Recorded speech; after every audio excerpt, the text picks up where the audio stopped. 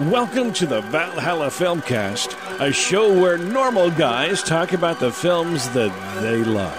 And here are your hosts, Bryce Thompson, Brian Hammond, and Cody Ryrie. Now get ready, because the show starts in 3, 2, 1. Welcome to the Valhalla Filmcast. I'm Cody Ryrie, and I am here tonight with Brian Hammond. Say hi, Brian. How's it going, guys? We are Bryceless again tonight, but he'll be joining us again soon. This is the weekly update, and let's just dive right into things. The box office for this last week. There's basically only one story with that, and that was Suicide Squad. I looked it up just a few minutes ago. Its 5-day total is $161 million in the U.S., and it's made $294 worldwide. Busted every August record by a long shot. It's still killing the individual day records. It cannot be stopped. So that is the big thing. Is it review proof? It looks like, at least so far, it is. I don't know. I'm curious to see what the second weekend brings once people have seen it more, but that's the product of a good marketing campaign, I believe. Yeah, it was a good campaign, though. I mean, I really wanted to see it until I saw the actual movie. Anyway, so that's really the only. Everything else got cowed and destroyed at the box office. So we're just going to move right along to other more interesting things. Trailers. What do we got for trailers? I watched a cool one. I think it was during the Olympics, actually. It's not The Arrival. Arrival. Have you seen that? Yeah, I was going to bring that one up if you didn't. Yeah, that looks really intriguing. Amy Adams, Forrest Whitaker, and Jeremy Renner. Is that right? Jeremy Renner, yeah. Oh, Jeremy. Yeah, so it looks really, really interesting. I mean, it's just a teaser trailer, just like a minute long or something like that, but it's got my attention. I'm excited to see more. What did you think? Well, and it's Denis Villeneuve, the guy behind Sicario and Prisoners, and he's got a great eye, if nothing else. I mean, the trailer itself is beautiful in kind of an eerie way. I'm really interested to see how he goes with the alien thing. Apparently, this is, in some ways, I've heard similar to Close Encounters. There's some threads of that in there, and also some other things. It's kind of wholly original. It's the last movie he's going to do before he does the Blade Runner sequel. So this is the last little bit of batting practice he gets before the big game. I am always interested, though. I loved Prisoners. I loved Enemy, actually. That was a weird one, but it was really interesting that he did. And Sicario we've talked about endlessly. How much is Roger Deakins doing the cinematography on this one? Or did he? That's a good question that I don't have an answer to yet. Here, I have it pulled up here on IMDb. Let me see really quick. Full cast. I know that Deakins did the cinematography for Prisoners, and he did it for Sicario. I do not think he shot Enemy. Mm-hmm. And I do know that Deakins is confirmed for the Blade Runner sequel. So this could have been one they did together. It could have been a break. I don't know. Yeah, it was a break. Bradford Young, it appears, did that. That's a new name for me, but yeah. He's appears to be an African American. A Most Violent Year, and Ain't Them Bodies Saints, Selma. Those are some of the ones he did. So Selma had an interesting look. I'm not sure. It was very kind of blown out and I guess it was very 60s, so that was appropriate for the film. Well, that's interesting because it still had a similar style. From the trailer, you could have fooled me that it wasn't shot by Deakins, so that tells me that it looked some of beautiful. That. Yeah, I mean, some of that must be coming from the director himself as well as the cinematographer. Mm-hmm. The elephant trailer in the room that we discussed already, but we hadn't seen it yet, was Dunkirk, Christopher Nolan's new movie. We posted this on the Facebook page. If you're interested, it's a very short trailer. I think it's a minute long. We don't get much except for, I think there's 5 or 6 images, but the last image is very memorable. The boat with the hundreds or dozens of soldiers and this unseen airplane coming down to bomb him. It was really an effective use of what you show, what you don't show, how you set up a shot, how you make it go long. It was really interesting because Christopher Nolan's all about the floating frame, the handheld camera. And all of these shots were very locked off, and it's a different style for him than we're used to seeing, which is exciting. I'm glad he's doing something new with the story and also with the way he makes it. Yeah, and historical too. So he's kind of branching out here in several different areas, which is nice to see. Well, this is the second movie he's done without Wally Pfister, his original director of photography. Yeah, he's moved on to bigger and better things. Well, one could argue with Transcendence. I don't know what else he has done or is working on, if anything else has come out, but I haven't followed up closely with that. We should do a show one time on cinematographers who try to become directors. It almost always falls apart. There was Jean de Bont, who was the cinematographer for like Hunt for Red October and some other things. And he did Twister, which was a success. And then he went on to do the remake of The Haunting and a bunch of other really terrible stuff. And Wally Pfister, poor guy, went off to do Transcendence, and that didn't make him any money or do very well.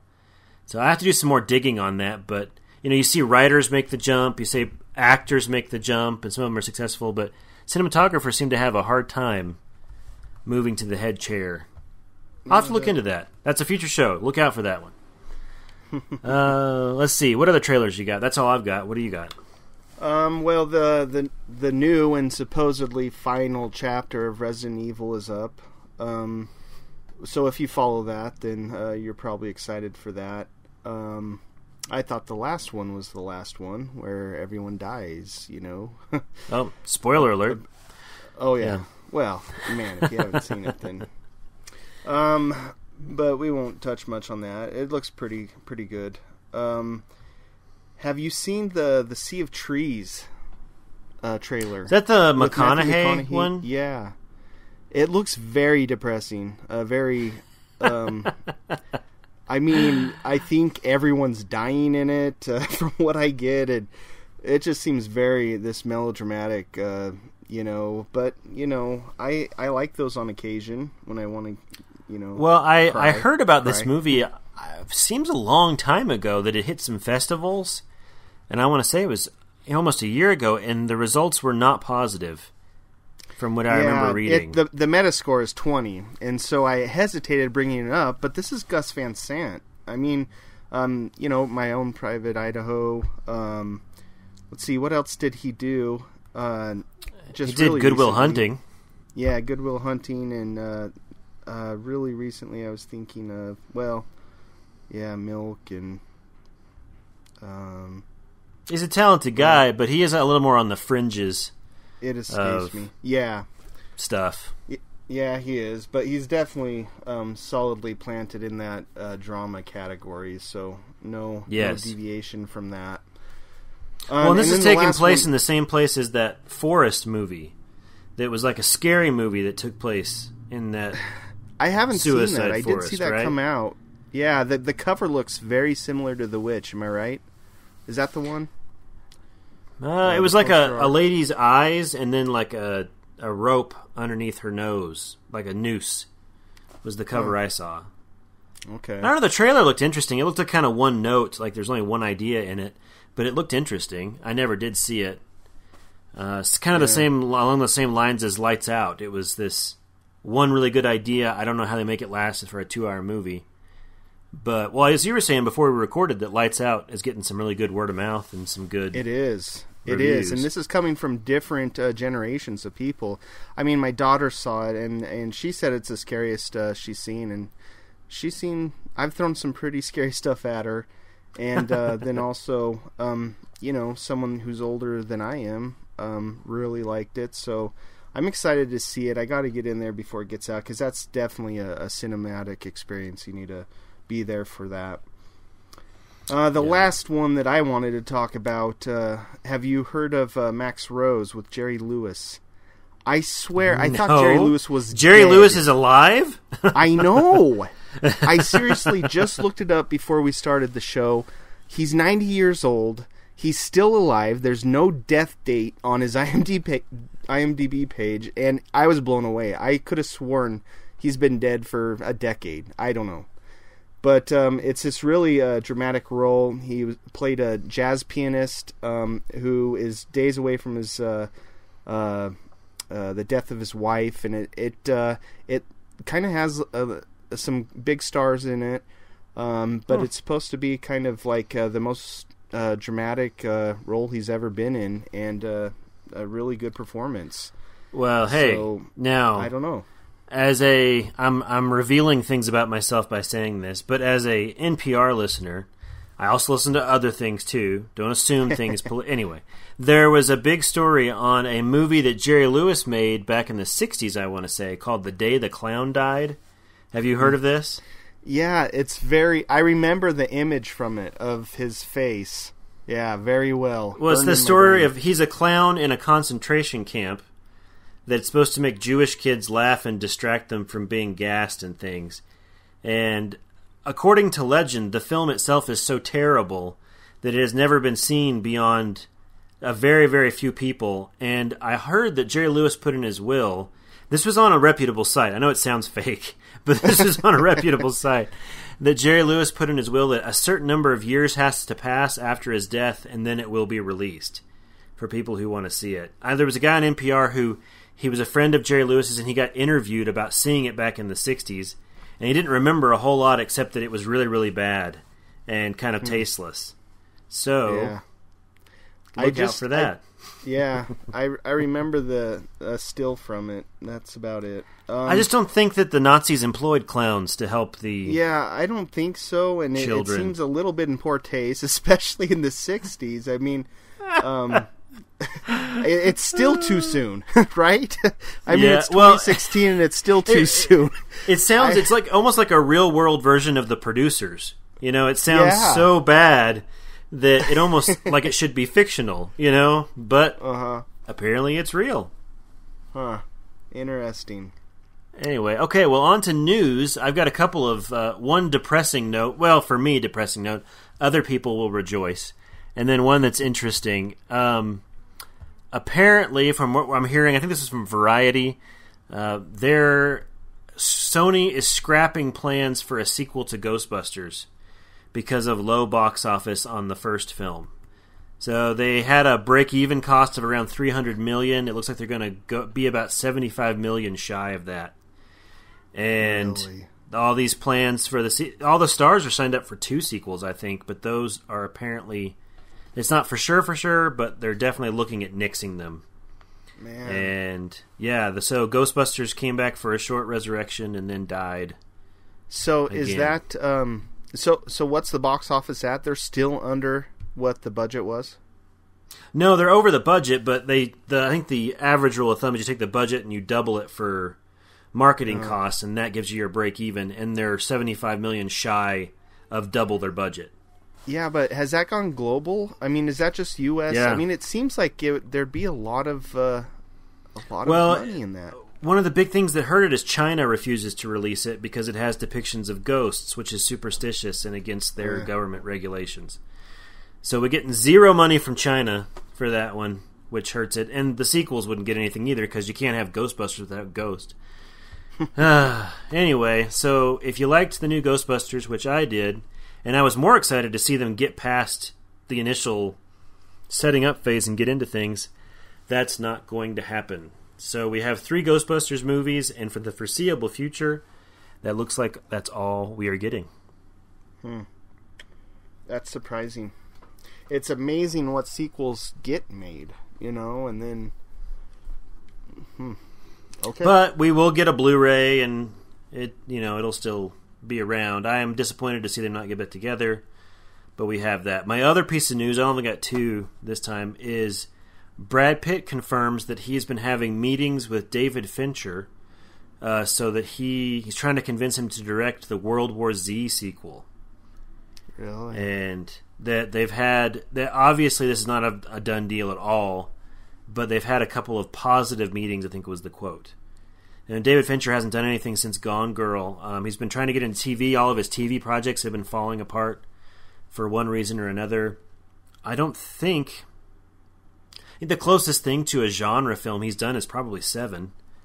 And that's not anywhere close to a zombie or some that kind of movie. I would be interested to see what David Fincher does with it.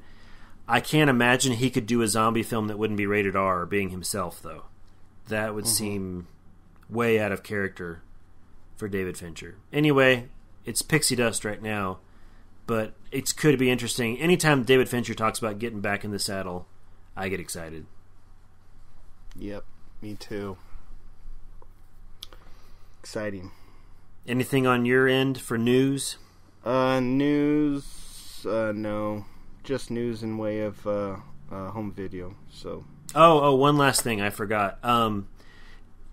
Suicide Squad has just come out. The DC Extended Universe had announced all their movies, up till 2020 or some ridiculous thing. Well, they've announced another one that was not previously on the slate and is now in active development, is the quote, and that's Man of Steel 2, which was not on there before. And something has happened in the last week or two that has convinced them to put a direct sequel to Man of Steel on the plate. No word on a director yet or anything along those lines. They were talking to George Miller after Mad Max Fury Road about doing a Superman film, but that broke up. So we'll just have to see if this continues and who steps up. That's interesting because it falls more in line with the original, right? Man of Steel, that in the original universe. So, Yeah. And you liked Man of Steel, didn't you? What's that? Did you like Man of Steel? Yeah, with reservations, I did, sure. It wasn't bad, especially compared to Suicide Squad. No offense if you liked it, but yeah. Yeah, I enjoyed it. Okay, on to home video. To take the charge, go for it. Should we start with new releases, probably? Sure. Okay. Cat on a Hot Tin Roof came out Tuesday.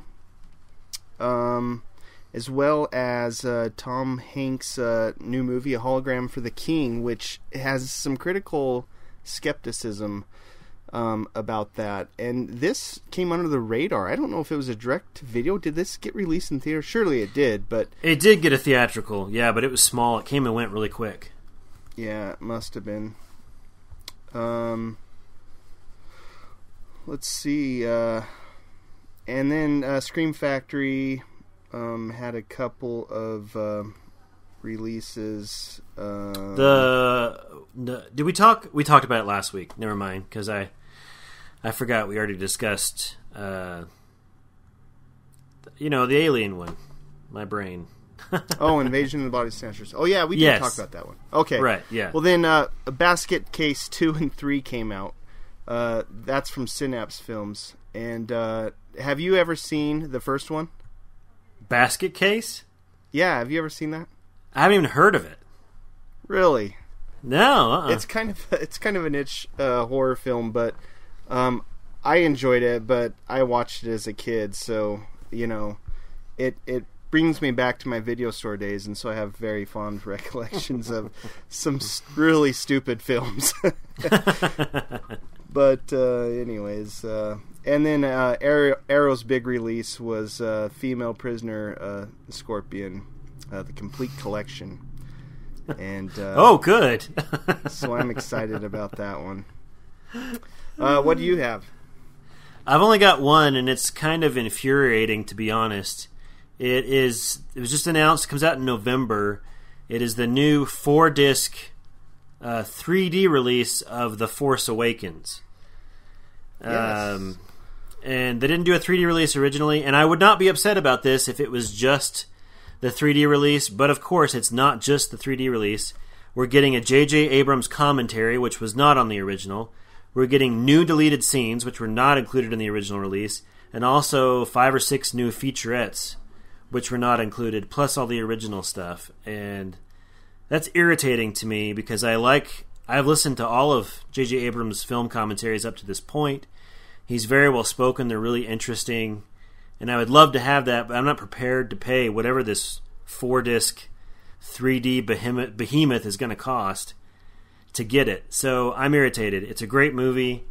I love it, but they're double dipping on me. There was no reason you couldn't have put a commentary on the first one. You got to give it some time, man, for these supplementals.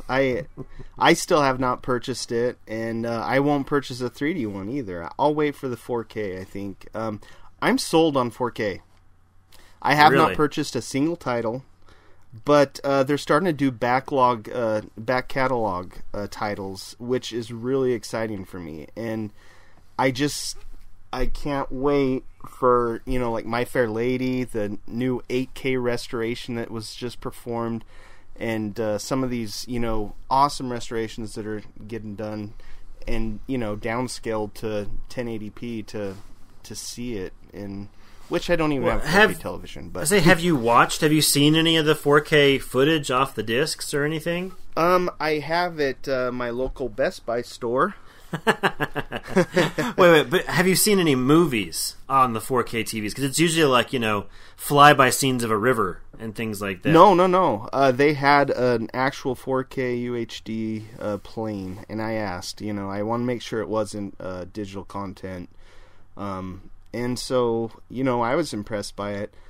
I don't know. I'm excited for it.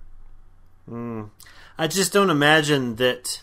I think physical media, unfortunately, is probably on its way out, and I don't know that 4K is it might be too close to the death rattle to be able to really encapsulate all the old movies I'd like to see. Yes. We're still getting stuff on Blu-ray that we've never seen in Blu-ray before, much less 4K. I know you say it's the death of physical media, but I say we're in its heyday because we're getting stuff that has not been released on DVD even. That it's just exciting, and these. I don't know. I think that I'm holding on to my collection because I know one day it's going to be worth a lot of money. Because eventually it will go, the way of digital. But so wait. You're like defending physical media, but you're counting on it dying at some Absolutely. point. Yeah. Eventually it will. It's inevitable.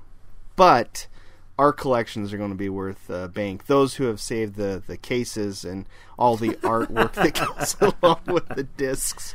That was cinema will never die, but you and I will. Okay, on to... Do you have anything else that you wanted to bring up? Did you want to bring up The Quiet Man? Yeah, I did have some future pre-releases, but go ahead and talk about that one. Well, you sent me the text on that. All I know is you said it was the same transfer, but new features? Well, it appears to be the same transfer. It's 4K from original negatives, which... when Olive Films released it originally... they had the option to use UCLA's restoration, the transfer that they did, but there was some very critical, reservations that people had with that, and so they opted to do their own, restoration or transfer from original film negatives, and it's incredible. You own The Quiet Man, the original one, right? I do. I was going to say, it's hard for me to imagine it ever looking better. I mean, it's gorgeous. I know it's gorgeous. It's beautiful, and so they chose wisely, I guess, is what I'm trying to say out of that. But anyways, it appears to be this exact same transfer, but there are some supplementals, including a new commentary by a John Ford scholar. I forget his name right now. You probably know him. You've probably listened to him before, but could be Rudy Belmer. I don't know, but I don't have it pulled up right now. But and then I think there was only like one supplemental, one or two on the original Olive Films one. I think there's just one. It's a good one. It's like a 45-minute documentary. Yeah, and it still has that. But then there's about 4 others in addition to that. So, I don't know if it's worth double dipping over. But if you haven't bought it, me for example, I have seen it on Blu-ray, but I haven't. I don't own it, so I'll probably drop for that one. Well, I'm a big John Ford guy, so that was irresistible to me. I found it fairly cheap, but when I heard the early buzz about the transfer, because my old DVD I had of it was atrocious. I mean, it was one of the ugliest DVDs I'd ever seen in my life, and the movie was still good. That's how the movie overcame that. And then when I saw it restored, it was kind of like a new thing. Although my wife has objections to it because it has the whole John Wayne grabs his woman and spanks her back into submission ending, which he did more than once in more than one movie. That is true. Yeah, that is true. Yeah, so for all you feminists out there, it may not be your number one ticket, understandably, but it's a great film and beautifully shot. It's gorgeous, the colors. It is finally coming to Blu-ray, the original TV miniseries. Hey, with John Boy? With John Earl, not Earl Hamner. Is that his Earl Hamner? Yeah. No. My brain. I think Earl Hamner wrote the Waltons. No, it's got John Boy and a bunch of other TV people in it. It's like 6 hours. It does. John Ritter and the only thing that's great about that version of it is Pennywise. Who played Pennywise in that? That's Tim Curry. Tim Curry is fantastic in that. This is another one that nostalgia is weird because when you're a child, you watch movies that impact you that are kind of burned into your brain, and you still like them even though they're crappy. I don't. It's a weird phenomenon, but it's been long waited for. You could admit that there's a lot of people that have been wanting to see that. Yeah, well, and also this is a move by the studio to get people prepped for their new remake that they're working on right now too. Who's directing that one? I heard it's a big name. The guy who did Mama. I think it's his second film. All right, so I guess it's not that big. I was mistaken. That was the one that I was all disappointed about because Cary Fukunaga was going to do it. The guy behind Jane Eyre and Beasts of No Nation. But they turned him down. They said his pitch was too extreme, I guess. Which, again, makes me want to see it. But we moved on to the guy who did Mama, which did a competent job with Mama. I didn't mind that at all. And as far as I've heard, it's still going to be 2 films. Which there's the kids' film and the adults' film. Which I'm glad they're keeping that. Because that's an interesting way to do it. I haven't seen anything like that before. So, okay. Yeah. What else you got? When does The Thing come out? The Shout Factory version of The Thing. When is that coming out? Or Scream Factory, I guess. I think that's August. I think. Oh, I forgot to mention the Quiet Man. That's an Olive Select. All these boutique labels are doing. They're trying to copy Criterion. As far as spine numbers and having a special collection. And that falls, I'm not sure what number it is, but it's one of the newer, they only have like 3 announced, and so that's going to be an Olive Select one. Scream Factory has, I don't remember what it's called now. Dang it. Anyways. Well, because Shout Factory is the label, but Scream Factory is their horror division. Subsidiary. Yep. And I think every single Shout Factory thing I own is a Scream Factory release. I don't think I own any. No, that's not true. I own the producers. They did a version of the original Mel Brooks, The Producers, but all the rest of them are all Scream Factory ones. Yeah. So just get a hold of the best horror films. One I'm super excited for. Did we mention this already? I don't think so. Is The Exorcist 3 that they've gotten a hold of. Have you heard about this? Yeah, I've heard that they're releasing it. Yeah. Well, it's called Legion. I guess originally it's called Legion, and it's directed by the guy who wrote the novel that the first one was based off of. And it was more of a supernatural detective story. And then there was all kinds of studio interference. And the main character is played by George C. Scott, is the main actor in it. And it was a really good movie, and they've lost the footage for years, since the 90s. And now Shout Factory, or Scream Factory, claims they have found almost all of it. They got the director back in, and they've reassembled the director's cut, which has never been seen in the public, but has been talked about for decades. So that is really exciting. Exciting stuff there. I've never seen the theatrical version. I have seen it's always in every video of the best jump scares of all time. There's one where a crazy nun comes after somebody with scissors in a hallway, and that's from The Exorcist 3, one of the best jump cuts. So that's another one I'm excited for. Cool. They're doing the Lord's work over there. They are. They are. They're so expensive, though. Man, I need to. I don't know. I guess I need to lower my standards and start stealing because that may be the only way that I get everything that I want. So, let's see, a couple Arrow releases. They announced their October releases. Dark Water, the original Japanese horror version. Oh, interesting. I'd like to see that. Yeah, me too. I haven't seen it. Vamp, which is an 80s vampire movie, obviously. And then this you might find interesting, or me knowing you won't find it interesting. They came out with this big box set called Shock and Gore, the Herschel Gordon Lewis films, 14 films. And I may or may not have pre-ordered that. It was like watching an auction, because it's only limited to 500, right? And so, literally, I was watching them drop. They were only sold through Diabolic DVD, and I was literally watching them drop minute by minute. And when it got under 20, there was some auction fever that took place. You broke. Yeah. I may have broke. My wife, if you're listening to this, I didn't break. Let's see, what else do we got? Do you have any other exciting? No, I do have that's a it for me more. on that. Hold on, let me find them. So I'm trying to think of the big, exciting 4K one that I was excited about, but it escapes me as well. Strategic Air Command, 1955 The Jimmy film, Jimmy Stewart. Yeah. Yeah, the most horrible cover art I've ever seen from all the films. It looks horrible, but I'm excited for that one.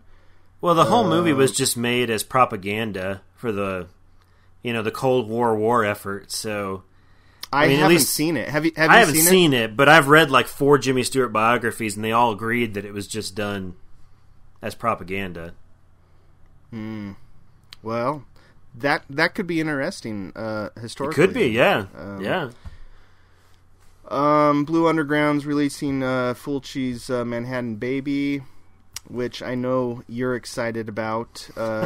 Scream Factory, Dead Ringers, a Cronenberg early classic, including Rabid. So a couple of early Cronenberg works that people are excited about. Another Shout Select title, Friedkin's To Live and Die in L.A. Ooh, that's really? exciting. Yeah, Arrow did the restoration for it in England, in UK, and so they're releasing it in UK, and I assume that it's a Shout Select title, and so that's going to be a numbered. Well, I have not seen To Live and Die in L.A. I've heard good things about it, and I absolutely love William Friedkin's work. I mean, French Connection's in my top 10, so I'd like to see his other work if I can ever get to it. I also have Sorcerer. Actually, no, you have Sorcerer. You need to get it back to me and watch that stupid thing. But, yes. No, I have French Connection, but... oh, no, you have French Connection? Sorcerer. Is that what you borrowed? Yeah. You borrowed French Connection. I still have Sorcerer. Okay, good. But... I would like to take this time to waste everybody else's time to remind you to watch the movies and return them to me. So there you go. And Barry Lyndon. You've got both of those. How many movies have you watched since you borrowed those that were not those 2 movies? I've watched many. I kind of forgot about them. So I was organizing a little the other day, and I found them, and I'm like, I got to watch these and get these back, because you always do get the itch to watch the titles that you don't have in your possession, right? Although I forgot which Friedkin you'd taken, so it must not be that bad. Yeah. Let's see. I'm on... okay, this is the last thing I think I'll bring up. Okay. Lionsgate has come out with collector's edition of Vestron Video. Does this ring a bell? No. Okay. The logo is forever, like... I say this a lot. I'm not going to say this. Okay, the logo is very memorable from my childhood, or working in the video store. It's just this really, it's mainly horror films, but they are releasing Waxwork and Waxwork 2. Have you seen those? The ones with Vincent Price? No, that's House of Wax. That's House of Wax. Yeah, that's House of Wax. Yeah. I was thinking of something classy. Sorry, go ahead. No, it's okay. And also Chopping Mall, which is right up your alley. Wait, hang on. I may have misheard you. Did you say Chopping Mall? Is that what you said? Yes, I did. In all of its bloody gore goodness. So that's one of their first announced titles, and then I forget what the other one is. I'm really bad at this. But anyways, I'm sure it's another title that you're not to whoever came up with the term Chopping Mall. That is a fascinating title. Points for originality. That's stuck in my brain forever now. I'm never going to forget that. So. I just remembered the other title. I don't know if it's 1 or 2, but Blood Diner. So I swear, if you saw the Vestron logo, it would all come back. Maybe you should YouTube it or something. But it's really touches a few of my memory banks that get me excited. So I'm excited for those. I'll admit it. Okay. And I guess that's it. All right. Well, to end our show today, we'd like to give you a heads up of some very exciting developments we have coming up here in October. We're not sure exactly when, but Bryce is going to stay here in Idaho and have a baby. But Brian and I are going to go down to Los Angeles, Hollywood area, and we're going to do some live, or I don't know how this works. We're going to do podcasts and videos from lots of really cool film places in Los Angeles and Hollywood, not the least of which is the Los Angeles County Museum of Art, which has a giant Guillermo del Toro exhibit right now. We're going to go see the Chinese Theater, a bunch of other places. We're still planning this trip right now, but just to give you the heads up, in October, we'll be taking you out to Hollywood on the Valhalla Filmcast. So we're excited. And not just an exhibit. I'm surprised it's his personal collection. Yes, yeah. It is. Well, you'll see it when we get there. I don't want to, you can look it up if you want to. It's called At Home with Monsters is the name of the exhibit. And it has, I think, 600 pieces, something like that. So we're very excited for that. That's the reason that we were originally going, but we figured since we're going to Hollywood, we should do it right and go see everything. We're going to look really ridiculous. A couple of Idaho boys carrying around a microphone and doing some live recordings. It'll be fun. People will stare at us, If the podcast stop halfway through, then you realize that we got mugged and our microphone got stolen. Yeah. So. There you go. Okay, well, this has been the weekly update. We hope you found it enlightening and educational. And look forward to our future shows. We have another author coming on in the next week or so. We're going to talk to him about his work with breaking down movies, and you can find, we'll put up links to some of his work. That's exciting. Some other stuff we're going to be talking about is we're going to be talking about Pixar, Steven Spielberg, lots of things to look forward to in the future. But for now, this has been the Valhalla Filmcast. I'm Cody Rowdy. And I'm Brian Hammond. And we will catch you next time.